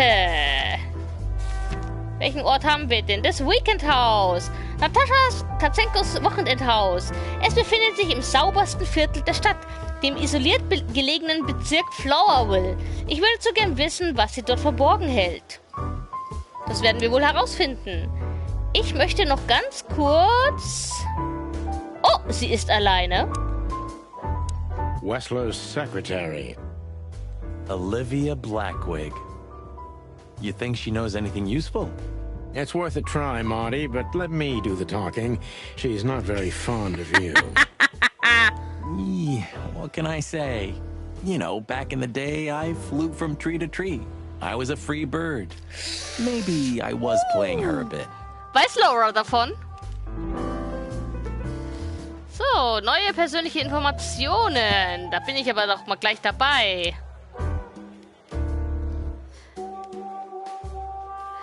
Marty hatte für kurze Zeit einige Dates mit Olivia. Das ist alles. Mehr will ich auch gar nicht wissen. Oh, doch ich schon. Ganz ehrlich. Oh, it's you. How can I help you, gentlemen? Look, we really don't want to dig into your personal life, but... But what exactly is my relationship with Mr. Wessler? And how close am I to him? You don't beat around the bush, ma'am. Ich mag sie. Well, actually, I remember. Ey, sie hat auch einen Fingernagel in einer anderen Farbe lackiert. Das mache ich auch gerne. I don't have time to chit-chat, Mr. Featherland. So yes, I'm not one to beat around the bush. And no, I'm not sleeping with Mr. Wessler. Well, thanks for the quick and straight answer. Anything else? Jede Menge. Jetzt befragen wir sie. Aber erstmal haben wir noch eine neue Info gekriegt. Zu Ibben. Nach der Show hat Ibben den Star-Club verdächtig schnell verlassen. Oh, das hätte ich auch so gewusst. Do you come here often, Olivia? No, not really. Well, okay. Thanks. You're welcome. Sie ist echt schnell. You know, Ibben's not as ferocious as you'd think. On the contrary, he's become very different recently. I heard. Don't you find that weird? A sudden change of heart? Sometimes an animal just has enough. Fed up and wants a change. I deeply respect that. Uh-huh. Well, thank you for your honesty, ma'am. What's your relationship with Miss Natasha Katsenko? We've talked a bit, that's all. There's no tension between you? You know, the pretty secretary. Well, thank you for your compliment, Mr. Featherland. No, no tension. Natasha's an intelligent woman. I respect her. Okay. Is that mutual? That I can't tell. Okay. If I'm not mistaken, Natasha has a weekend house in Flowerville. Yeah, that's right. Can you tell me anything about it? I've never been there. Allegedly, it's beautiful. Elegant and luxurious. Just like Natasha herself. Okay. Look, Olivia, you know, last time... Please, Marty, there's no need. Yes, there is. I know I wasn't a gentleman, and I know I should have called you, but I was young and... You don't have to explain. I wasn't waiting long for your call. I forgot about it fast. That's good to hear, I suppose. Ich mag sie, sie ist echt cool. Ja, sie ist wirklich knapp. Okay. Meister, hast du noch was zu erzählen? Oh, jetzt können wir ihn ansprechen. What a lovely kitten. Ja, das auf jeden Fall. Excuse me, pal. My name is Santino Featherland. Gabriel, what do you want? Chickens. Do you happen to know where Mr. Wessler went? Do you take me for a fool? Get out of here while I'm in a good mood, birds. Okay. Thanks, big boy.